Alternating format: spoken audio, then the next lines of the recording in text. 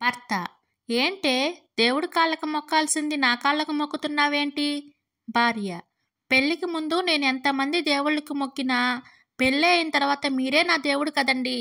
భర్త: ఏమే ఒక కప్పు టీ పట్టుకునిరా, నువ్వు టీ తెచ్చే లోపల నేను టీవీ చూస్తాను. భార్య: ఏమండి టీ తీసుకోండి. ఏమండి ఒకసారి మమకారం సీరియల్ వచ్చే టైం అయింది, ఒకసారి ఆ సీరియల్ పెట్టండి. భర్త: ఉండవే న్యూస్ చూస్తున్నాను, నేను న్యూస్ చూసిన తర్వాత నువ్వు సీరియల్స్ చూద్దువు గాని. భార్య: తర్వాత చూడడానికి సీరియల్స్ మళ్ళీ మళ్ళీ రావు, వాడు ఏ టైంలో ఇస్తే ఆ టైంలోనే చూడాలండి, పెట్టండి. భర్త: ఏంటే నువ్వు న్యూస్ చూస్తున్నాను కదా కనిపించడం లేదా? భార్య: ఇప్పుడు సీరియల్స్ పెడతారా లేదా? భర్త: ఏంటే నువ్వు నా కొంపలోనే ఉంటూ నేను తెచ్చి పెడితేనే తిని నువ్వు నన్ను ఎదిరించి మాట్లాడతావా? భార్య: మీ కొంపలో గబ్బిలాలు ఉండవలసింది నేను ఉంటున్నాను. భర్త: ఏంటే మొగుణ్ణి పట్టుకుని అన్నేసి మాటలు అంటున్నావు? భార్య: ఇంకా అంటాను, ఎన్నైనా అంటాను. భర్త: ఇందాకే కదా మొగుడే దేవుడని కాళ్ళు మొక్కావు. భార్య: నాకు బుద్ధి లేక నీ కాళ్ళు మొక్కాను, మీ కాళ్ళు నరికి పొయ్యిలో పెట్టాలి. భర్త: మొగుడు కాళ్ళే నరుకుతాను అంటున్నావు అంటే మనం దగ్గర ఉండడం కంటే దూరంగా ఉండటమే మంచిది, నీతో నేను కలిసి ఉండలేను. భార్య: ఏంటి నీకేనా పౌరుషం, నాకు లేదా, నేను నీతో ఉండను. భర్త: మగాన్ని ఏదో అన్నాను అనుకో, దానికి తప్పైపోయిందని అనక నాకే ఎదురు తిరుగుతావా? ఒక్క క్షణం కూడా నా ఇంట్లో నువ్వు ఉండకూడదు, పోవే బయటికి పో. భార్య: మా నాన్నకు ఫోన్ చేశాను, వస్తాను అన్నాడు, వస్తే వెళ్ళిపోతానులేండి. కొన్ని గంటల తర్వాత భర్త: నేను వద్దు అని నువ్వు అనుకున్నప్పుడు నేను కొనిచ్చిన చీర నువ్వెందుకు కట్టుకున్నావో? భార్య: నేనంటే అంత ఇష్టం లేనప్పుడు నేను కొనిచ్చిన చొక్కా ఎందుకు వేసుకున్నారో? భర్త: నేను నిన్ను వదిలేయాలి అని అనుకున్నాను, కానీ నువ్వు కొనిచ్చిన చొక్కాను మాత్రం వదలలేకపోయాను, ఎందుకంటే ఆ చొక్కా రేటు ఎక్కువ కదా అందుకు. భార్య: నేను కూడా అంతే, నిన్ను నేను వదిలేయాలి అనుకున్నాను, కానీ నువ్వు ఇచ్చిన చీర కలర్ నాకు బాగా నచ్చింది, అందుకే కట్టుకున్నాను. భర్త: రాత్రంతా నాకు నిద్ర పట్టలేదు. భార్య: కరెంటు ఉంది కదా, అయినా ఎందుకు నిద్ర పట్టలేదు?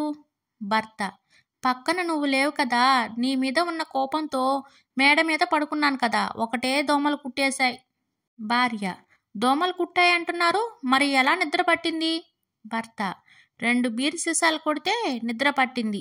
భార్య: నేను లేకపోవడం చూసి మళ్ళీ మీరు మందుకు బానిస అయిపోయారా? అయ్యో అయ్యో అయ్యయ్యో.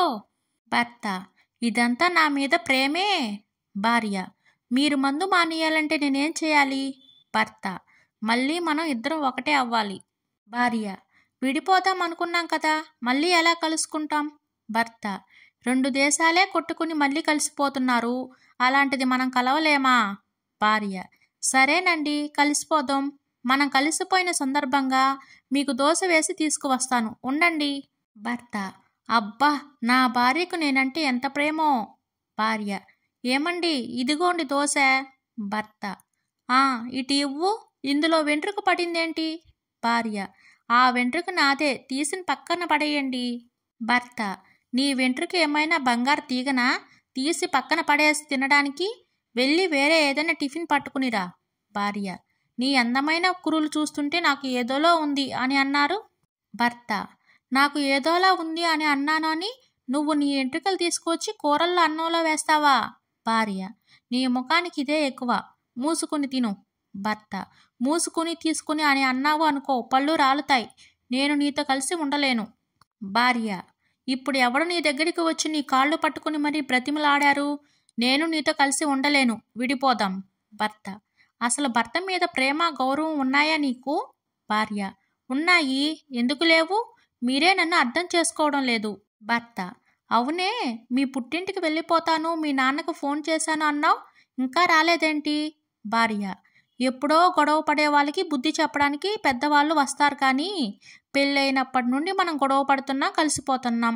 మా నాన్నకి తెలీదా భార్యాభర్తలు అంటే 2 కళ్ళు లాంటి వారని? తెలీదా మా నాన్నకి?